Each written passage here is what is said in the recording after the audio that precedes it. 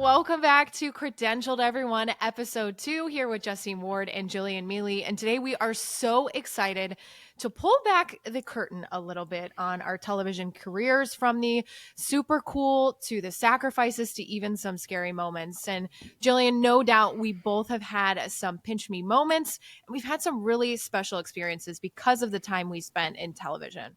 So many of them, but I think one that you have tops it all. So, can you start with your Kobe story? Yes, absolutely. And I got to give a bit of context, I think, first. So I had covered UConn women's basketball for 3 years, 3 seasons. It was my last season, and it was the very last home game of the year. And you go to shoot around before the game. That's where you get all of your information on the game. You talk to the coaches, you talk to the players. And especially for a day game, they were pretty early. So like 7:30, sometimes 8 in the morning. It was February. It was very cold. And I'm kind of walking into this shoot around, dragging. I'm tired. I'm like, oh, I spent a whole season, on the road with this team. And I'm cranky, for lack of a better word. I've been up early. It's a long season. It's the last one. And I'm kind of just walking in there. Okay, last one. And I look and I'm like, I think that's Kobe Bryant. Like, I think Kobe Bryant is here. So I go and sit down because I kind of observe, shoot around, and then do some talking at the end with the All of a players, et sudden, cetera. you're not cranky anymore, right? Yes, I was like, oh my gosh. And I had no makeup, sweatpants, because that's usually like what you wear. And I text my producer and I was like, I think Kobe Bryant is here. He's coming to the game today. He's like, you should try and get an interview. So now I go strategic. I'm like, how do I approach this? Like, how do I get this interview? And I think to myself, well, I've developed this really good relationship with the coach of the team. Maybe I could ask him to ask on my behalf, like, would he do this interview with us? So I see them talking. I feel really awkward for interrupting. Like, I'm trying to find the right time to get in there. And I finally ask the coach, I was like, Coach, will you ask him, will he do an interview with us?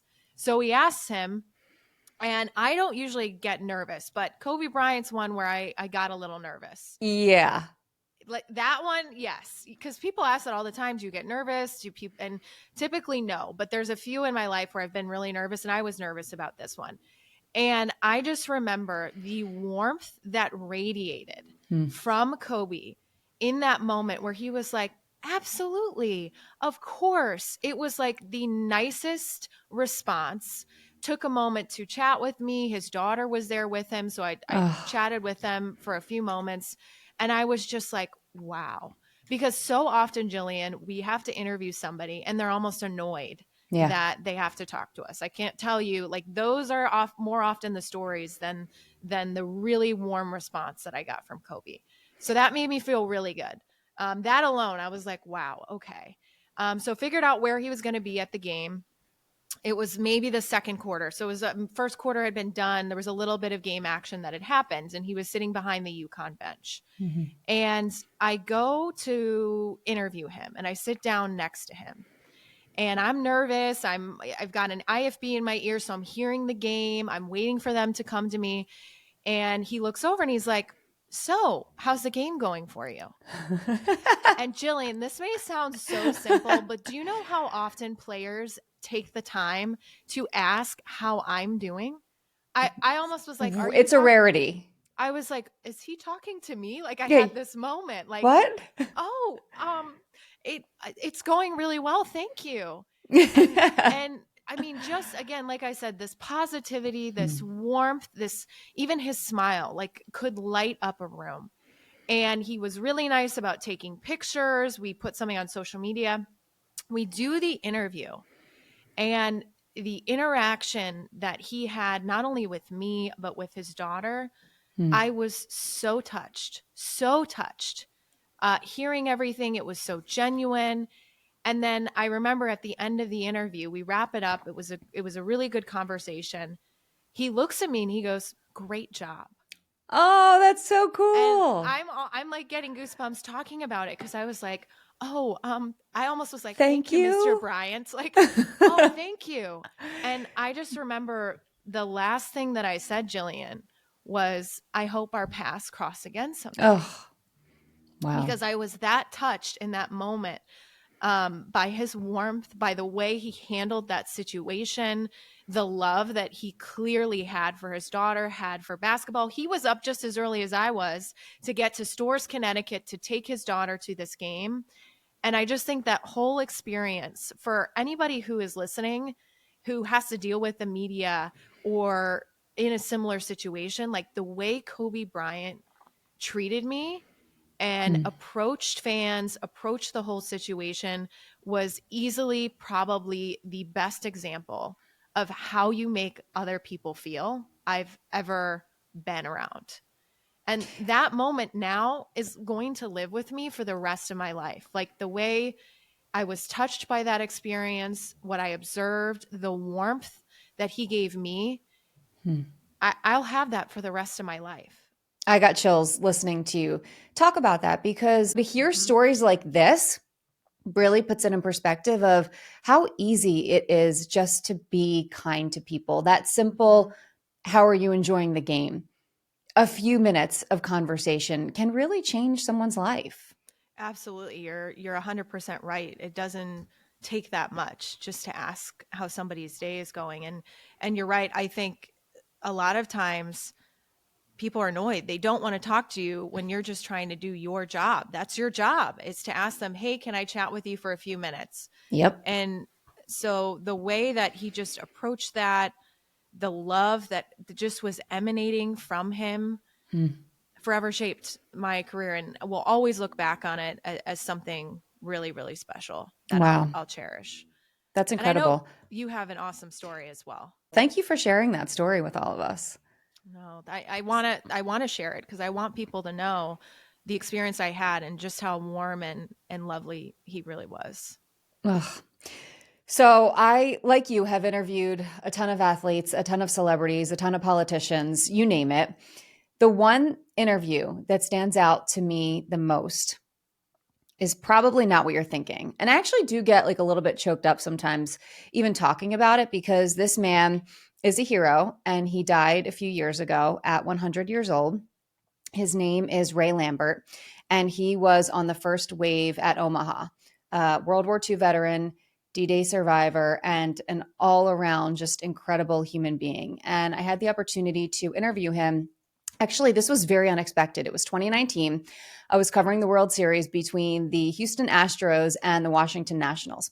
And I was in Washington, and I got a call from one of my producers at Fox, and they were like, "Hey, we want you to do this interview with Ray Lambert. He's in DC. Can you guys figure out how to make this work?" And we're like, "Absolutely, no problem." So we went to the hotel where Ray was, and the crew had everything set up. My producer Nikki and I, we went in, we talked to Ray, and he was the nicest human being I have ever met in my life. I'm so touched. I'm so honored to have had the privilege to talk to him. Hmm. And I love talking to our heroes, our war heroes, our veterans, because especially those who are left who fought in World War II, there's not many of them left. And for so long, so many of them, and he was one of them, just went years and years and years. They didn't want to tell their stories. They didn't want to talk about it. They just kept it inside. And then Ray even told me, he was like, I got to a point where I realized if I don't tell my story, then no one will. And that to me is just, like I get choked up talking about that Hmm. and thinking about that, because there's so few of them left. And we did the interview, and I'm looking down because I'm actually looking at his book. Oh, It's called Every Man a Hero. Please go ahead and buy it if you feel like it. I mean, this is not an advertisement for it, but I just think that much of him. And he signed it for me. And it's just, this is one of those things I'll cherish forever. I'll show this to you. You can see it in wow. there. Yeah. And he said, this was October 29th, 2019. He said, "To Jillian, thanks for the drink." I'll tell you that story in a minute. It was fun. I hope you enjoy the book. It is a small part of my life. With love and respect, Ray, 99 years old. Wow. And it just gets me, because that's so special. There's so few people who can tell Ray's story. Well, no one can anymore. He's since passed. But Hmm. there's so few people who can tell any of their stories. And I feel so lucky to have had the Hmm. honor to do that. about the drink. So got the interview Yes, tell done. me about this Yeah, drink. got the interview done. And then he looks at my producer, Nikki, and I, and he's like, I want to have a glass of wine with you guys. And we were like, okay. And he's like, I want to have my favorite glass of wine. And we're like, what is that, Ray? And he was like, Riesling. And we're like, okay. I'm like, not my preference, but you know what? I am going to drink that glass of Riesling with you. And we did. I have a picture of the three of us toasting with our glasses of Riesling. And it was just one of the most profound moments, you know, being on the first wave at Omaha and taking the shots and just taking, I mean, they were ambushed, you know, with what they had to deal with as they were approaching. And Ray actually has a rock on Omaha Beach called Ray's Rock. It's dedicated to him because as the men that he was with were getting injured, he would drag them behind this rock to be able to shield them so that they could get triaged.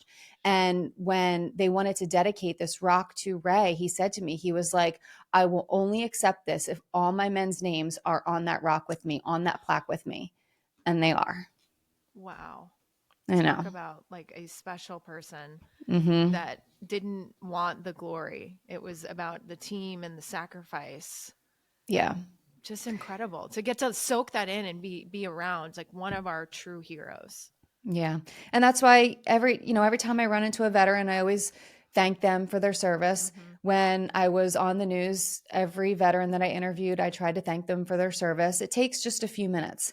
And for some of them, I would argue all of them, but I'm not a veteran, so I can't obviously speak for them. But some of them have told me that means so much that they don't always get that appreciation anymore.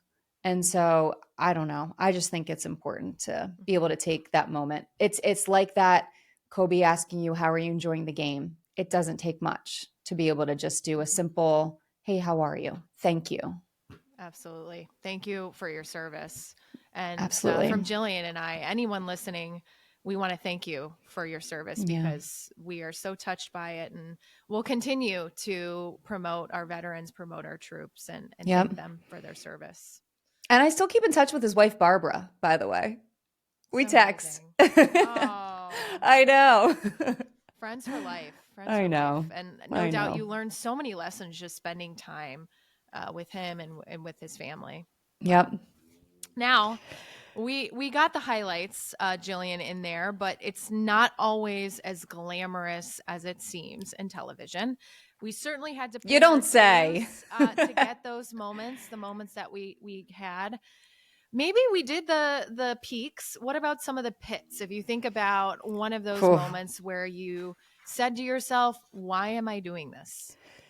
Well, I can think of a few, and one of them would be okay. The one that comes to mind early in my career is when I was in my first market. It was Presque Isle, Maine, and it was market. I know we've talked about this and we've joked about this a little bit, but it was market like 208 or 210 out of 213 or Mm-hmm. something like that. So for folks who don't know, there are 200 plus TV markets in the entire country, and New York being number one. LA is number two, Chicago three, Philly four, the list goes on. I started in one of the absolute smallest markets of the country, Presque Isle, Maine. Most people, when I say that, they're like, where? I'm like, I know, Huh? I know. Okay, let me tell you. So it's at the farthest, like northern tip of our country where 95 starts up north in Maine. It's an hour north of that. Nova Scotia is technically south of me if you're looking at a map. Okay. So I covered the World Pond Ice Hockey Championships. I believe I got that title right. It's been a while. Say that 5 times fast. In Plaster Rock, Canada. And it was something like 40 degrees below zero that day, including the wind chill. It was cold. Okay. I can't even think of a better way to describe it. So I was a one-man band. And so for people who don't know, what that means is you do all of your own stuff. You go out, you shoot, you edit, you write, you go on TV. So you are literally the person doing everything. I was a one-man band. And so I would go out, shoot a little bitty B-roll for like 10 or 15 minutes, come back to the car, warm up my hands, go back out, shoot an interview or two, come back to the car, warm up my hands. I remember at the end of the day calling my mom and saying like, I think my fingers are going to fall off today. How Like, did you I'm not pretty get sure. frostbite? How did you I not? I don't know. I truly don't know. I mean, I knew where I was moving for the job. So I got a lot of things that I thought would equip me for the cold weather. I had this bright, like raspberry pink LL Bean down, the biggest, warmest one they made. You know, they have like levels in coats for their warmth. This was like the top of the line. Got all these gloves, and I just tried my best to protect myself. But I can still picture Oh, looking down at my hands, like sitting in the car, looking there, being like, oh, I'm never going to be the same again. that's one of those days where you're like, why did I choose this career? Especially coming out of school, you see all your friends in Oh, yeah. business, other fields, they have jobs that are indoors. Yes, yes. And they're still like living where they grew up and having fun. And you're just like moving away. I know you did as well. You moved Mhm. away to small towns and you were a one man band too. Yes, same thing. And by then, they had developed the Live View backpacks, which I Oh, think is one yes. of the brands. And so, what that means is now these MMJ reporters could also run their own live shots. Multimedia And journalists, right? yes, is what the MMJ stands for. So, like Jillian said, start to finish, if you're seeing it on the news, I put it together. The writing, the shooting, the editing, then fronting it and trying to look together at the end of the day, even coming up with the story ideas. And I think the moment for me that I had was I was covering a missing person in a Mm, really small town in Arkansas. I mean, rural. It was an hour ish away from where the station was, which was in Fayetteville, Arkansas, Market 101. So, not a big city by any means. It's where the University of Arkansas is. And I was out there and I was the lead nightside reporter. So, I would come on at 9 and at 10. And they had me run my own live shot from this very rural town. It is pitch black dark. And by the way, where they had this gathering was an abandoned fairgrounds. mm, Now, I don't know what went into that decision making where they thought, let's have this female reporter in the middle of the night in the dark at an abandoned fairgrounds in a mm-mm. rural town run her own live shot. No, it's I not was safe. so scared. I was scared. Again, I think I've mentioned previously, like I used the headlights to light my shot. I would do anything to make it look good. But same thing, I would jump back in my car. I was nervous. I Yeah. felt vulnerable. I was out there by myself.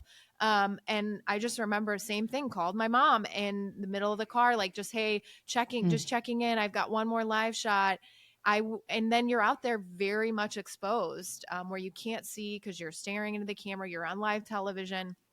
But I think that was a moment where I love this and I love journalism, but I'm going to have to make some changes because I can't keep living this life. And I don't know if you had a moment like that as well. Well, unfortunately, I haven't had a moment. I mean, I've had moments out in the field during live shots where I've been scared. I Hmm. haven't had a moment like that where I've been alone and been scared. And that's actually, truthfully, a big problem I have with what the news is these days, especially in a lot of local markets. And by local markets, I don't even mean small markets, I mean big markets like Philadelphia, Hmm. where they have a lot of MMJs these days because it's, like a lot of companies, it's body count, right? It's how can we do more with less? And so you have reporters who are out on the street by themselves going to crime scenes. I know you live in Chicago. There's been a lot of crime in Chicago. Hmm. I live in Philadelphia. There's been a lot of crime in Philadelphia. And you're going out to these scenes where you're by yourself. And think of it this way, for folks who are listening who maybe haven't experienced this. When you're looking at the camera to report and you have a photographer on the other side of the camera looking at you, you have eyes then looking behind you to see if there's any threat or anything coming behind you. How many times have we seen videos go viral of reporters who have been out doing live shots? Someone comes up behind them and does something either intentionally, or whether it be bad intentions, or whether it be just dancing in the background to be funny. But when you don't have those eyes looking behind you, all of a sudden that safety window that you have shrinks and shrinks and shrinks. And Mhm. not only that, but the news has changed so much. And not necessarily, well, the news itself, I think, has, it's a whole other conversation, but how the news is received has changed, I think, anyway. And I'll be curious your opinion, Justine. Back in the day when I was younger, when I was starting this, people would welcome us. People would be like, oh, hey, watch you, love you. Nowadays, people are like, I don't want you here. And so when you're not wanted somewhere Mhm. and it's not safe and you're by yourself, I got a problem with that. Yes, I've had that same feeling where a lot of times they would send me to knock on people's doors. That's what they do, is so that you can talk to next of kin, or they might be related to actually the person arrested. I mean, you are in some very serious situations that oftentimes can be very uncomfortable. And the other thing about this safety thing, you have to remember a lot of the newscasts happen when it's dark out, Mhm. happen at 4 in the morning, 6 in the morning, happen at 6, and then the late shows 10 at night. And so the safety factor of having a reporter out there alone in the middle of the night, it's Mhm. just super concerning. And I hear what you're saying too. I think in general it's become very contentious. Everything has become contentious. And you're right, people used to, I think, welcome it a bit more, but now there's a lot of negativity. Mhm. And Jillian, I think the other thing is we've talked a little bit about the safety, but there's a lot of news, and of course we're very privileged when we talk about this. I think it's to show the reality of it, not to come off as if we're complaining. It's to Yeah. show it is a grind. It may sound simple, but even the hair and makeup every day and the looking great. And then you get a phone call that there's breaking news. We need to pull you off this and go on this. How did you find you dealt with all of that day in and day out? I think in the beginning of my career, I liked the we got breaking news, go here, go there. It was exciting. And there Mhm. is some excitement to it. There is so much that I'm thankful for and that I'm grateful for. As I mentioned, being able to interview people like Ray. I mean, the fact that people invite you into their homes every single day, they willingly say, you know what, I'm going to turn on the TV and I want to watch you. I want to watch your team. I want to watch your channel. That to me is such a blessing for those people who are listening or watching this right now. They're choosing to do that. And I think that that is such a blessing. And I am so grateful for that. So I don't take any of that for granted because I feel like we are the luckiest people on the planet to be able to have that opportunity. And so for me, that's one of the biggest things. And it's also, I think, very rewarding. At the end of the day, you get to see what you poured your blood, sweat, and tears into that day. And I know for me, Jillian, when I was doing local news, I would be on site where I was on site in particular. I remember there was flooding and water was coming into people's homes and they had to evacuate. And I was on scene and people would come to me because no one else was there at that time for questions, for help. And those are the days where you're like, wow, I'm really helping someone else. And I think that's originally why you get into the field, is because you care about other people. You want to do almost a service of informing others and keeping people apprised of situations. And you're absolutely right. It is 100% a privilege, one we're very grateful for. A lot of positives, but comes with a lot of hard work as well.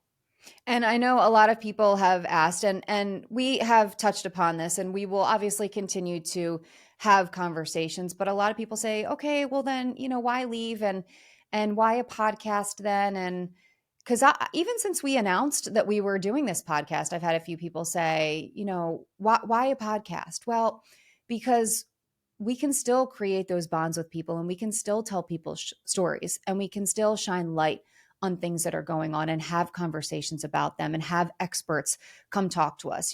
Right now we're starting this out with just the two of us so that way people can really get a sense of who we are. And that's what we wanted to do, was share more of ourselves and then be able to dive deeper into the conversations. And it's just a different way of having conversation, but at the end of the day, I think that there are so many similarities. Yeah, it's still storytelling at the end of the day. It's just that now we get to share a bit more of ourselves and what we've learned through the journeys that we've had. And like you said, eventually we hope to have guests on as well to illuminate their own journeys. But regardless, we are so happy that you're here with us, that you've decided to take some time away from your Thank day you. to hang out with Jillian and I. And again, I think we are just getting to the tip of the iceberg as far as the things we hope to continue to share and talk about and inspire. And I think that's all we have for episode 2. We thank you for being here, and we'll see you next time.